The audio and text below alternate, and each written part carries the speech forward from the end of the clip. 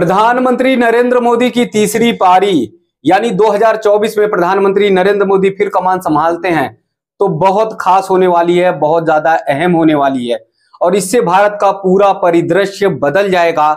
भारत दुनिया में एक ऐसे शक्तिशाली देश के रूप में बनकर उभरेगा जिसमें भारत का नाम होगा कि भारत ने भ्रष्टाचार को समूल जड़ से मिटाने का काम किया, क्योंकि इस बार प्रधानमंत्री नरेंद्र मोदी ने पूरी तरह से तैयारी कर ली है और वो भ्रष्टाचार के खिलाफ जबरदस्त कार्रवाई करने की कोशिश करेंगे, प्रयास करेंगे और पूरी तरह से भ्रष्टाचार को समूल जड़ से मिटाने का काम नरेंद्र मोदी करेंगे।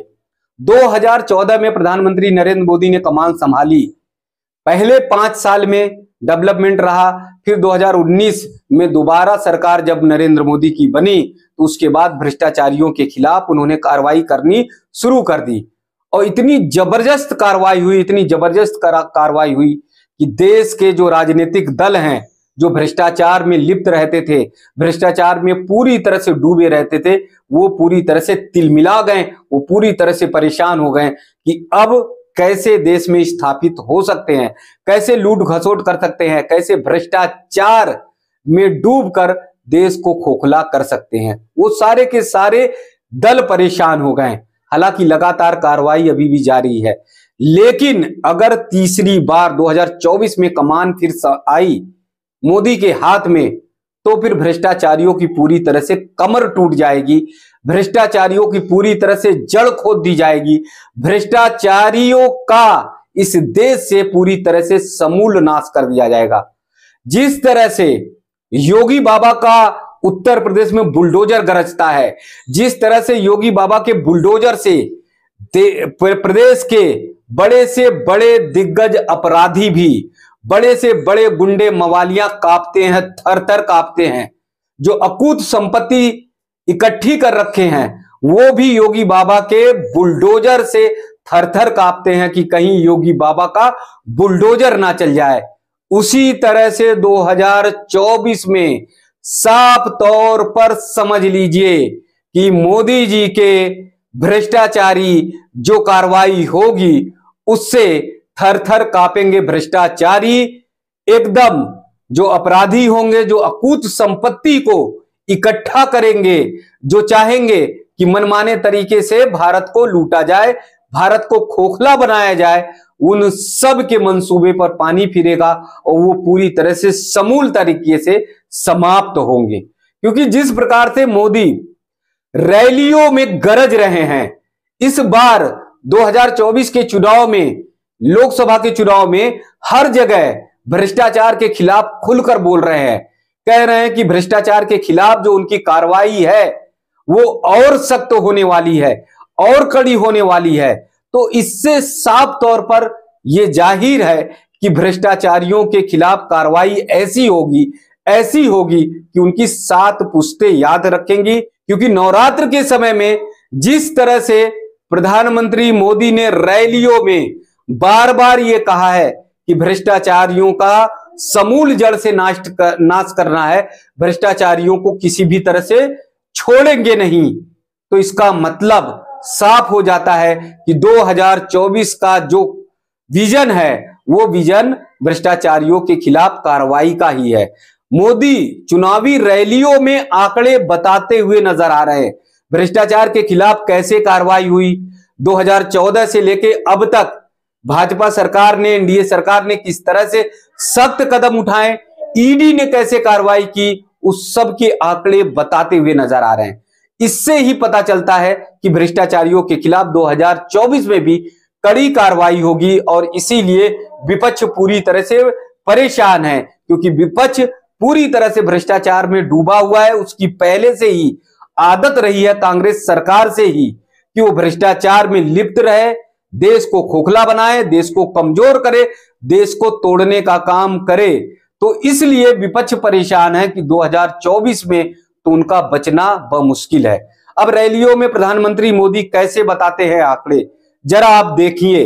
2014 से पहले ईडी ने जो कार्रवाई की थी भ्रष्टाचार के खिलाफ, 5000 करोड़ संपत्ति जब्त की थी, अटैच की थी। लेकिन 2014 के बाद जो ईडी ने कार्रवाई की है उसे सुनकर आप ताजुब कर जाएंगे, उसे सुनकर आप भी चौंक जाएंगे। 2014 से पहले जहां ईडी ने 5,000 करोड़ संपत्ति अटैच की थी, वहीं पर 2014 के बाद ईडी ने 1 लाख करोड़ संपत्ति को अटैच करने का काम किया है। 1 लाख करोड़। अब जरा अंतर देखिए, एक जगह 5,000 करोड़, दूसरी जगह पर 1 लाख करोड़, वो भी 2014 से 2024 तक, यानी 10 सालों में 1 लाख करोड़ संपत्ति अटैच करने का काम ईडी ने किया है। दूसरी तरफ जो पैसों को जब्त किया है वो जरा उसका आंकड़ा देखिए। 2014 से पहले ईडी ने 34 लाख रुपए जब्त किए थे। मात्र 34 लाख रुपए ईडी ने जब्त करने का काम किया था 2014 से पहले। 2014 के बाद जरा आप देखिए, 2014 के बाद ईडी ने 2200 करोड़ रुपए जब्त करने का काम किया है। एक जगह 34 लाख रुपए, यानी 2014 से पहले ईडी ने 34 लाख रुपए जब्त किए थे और 2014 के बाद 2200 करोड़ रुपए ईडी ने जब्त करने का काम किया। खुद प्रधानमंत्री नरेंद्र मोदी ने कहा है कि 2014 से पहले जो ईडी ने जब्त किए पैसे, यानी 34 लाख रुपए, उसे सामान्य तौर पर एक बैग में रख कर कहीं भी आया जाया जा सकता है, यानी ले जाया जा सकता है। यानी ये रुपए इतने कम हैं, 34 लाख रुपए, कि किसी भी बैग में भरे जा सकते हैं। वहीं पर मोदी ने कहा कि 2200 करोड़ रुपए जो ईडी ने जब्त किए हैं वो जानते किस में आएंगे। मोदी ने बताया 2200 करोड़ रुपए जो ईडी ने जब्त किया है वो 79 छोटा हाथी जो गाड़ी, जिसे मैक्स भी कहते हैं, वो छोटा हाथी जो गाड़ी होती है 79 गाड़ी करनी पड़ेगी, उसमें 2200 करोड़ रुपए आएंगे।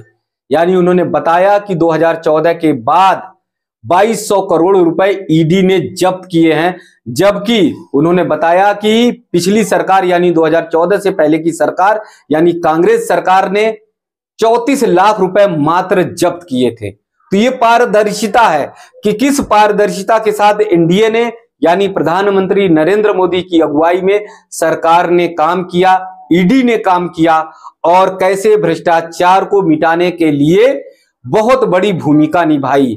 वहीं पर मोदी ने साफ तौर पर यह भी कहा, ईडी पर जो आरोप लगाया जाता है, ये कहा जा रहा है कि ईडी जो है वो भाजपा की तोता बनकर रह गई है। प्रधानमंत्री मोदी ने कहा कि ईडी पर आरोप लगाया जा रहा है कि वो भाजपा की, एनडीए की केवल पिट्ठू बनकर रह गई है। ईडी जो है भाजपा के, एनडीए के इशारे पर नाचती है। तो मोदी ने यह बताया कि 97% जो मामले हैं वो गैर राजनीतिक दलों के हैं।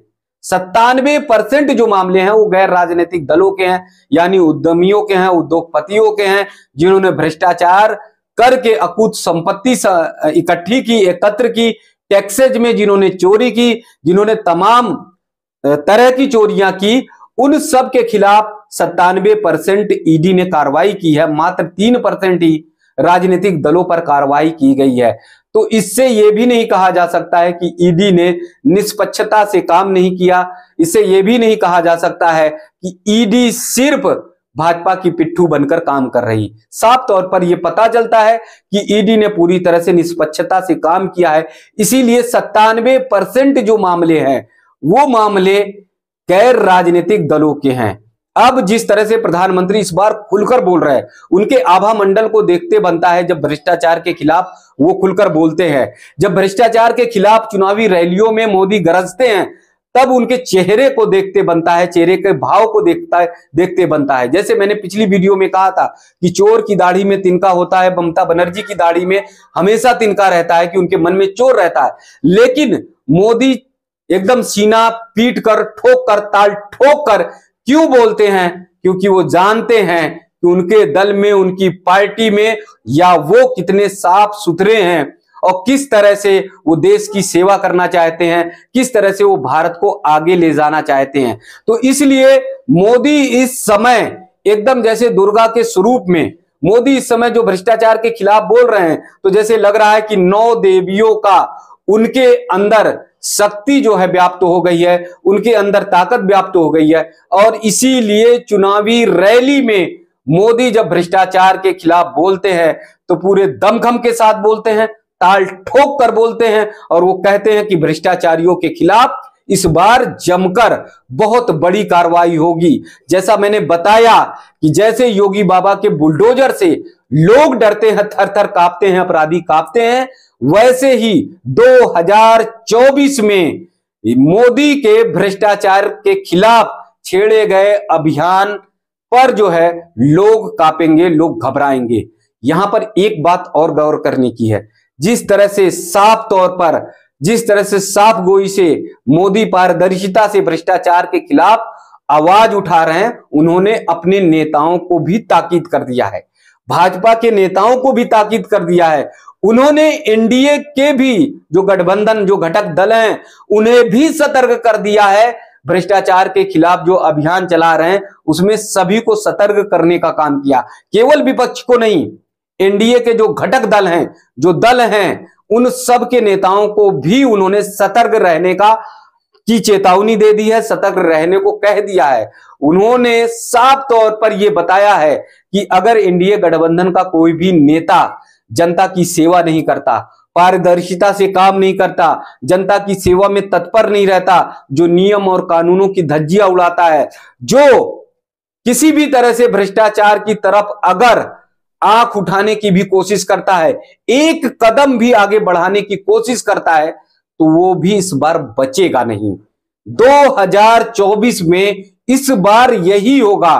मोदी अपने लोगों को भी छोड़ने वाले नहीं हैं। अगर किसी की भी शिकायत, किसी भी नेता की शिकायत जरा भी आ गई, किसी भी तरह से आ गई कि एनडीए के घटक दल का कोई भी नेता जनता की सेवा नहीं कर रहा है, जनता की सेवा के लिए तत्पर नहीं है, जो नियमों की धज्जियां उड़ा रहा है और कहीं भी किसी तरह से वो संपत्ति को इकट्ठा करने की कोशिश कर रहा है, भ्रष्टाचार में शामिल होने की कोशिश कर रहा है, तो वो भी बच नहीं पाएगा। क्योंकि मोदी का इस बार का जो तेवर है, उस तेवर को देखकर साफ तौर पर ये एकदम पता चल रहा है कि भ्रष्टाचार के खिलाफ बहुत बड़ी कार्रवाई होगी।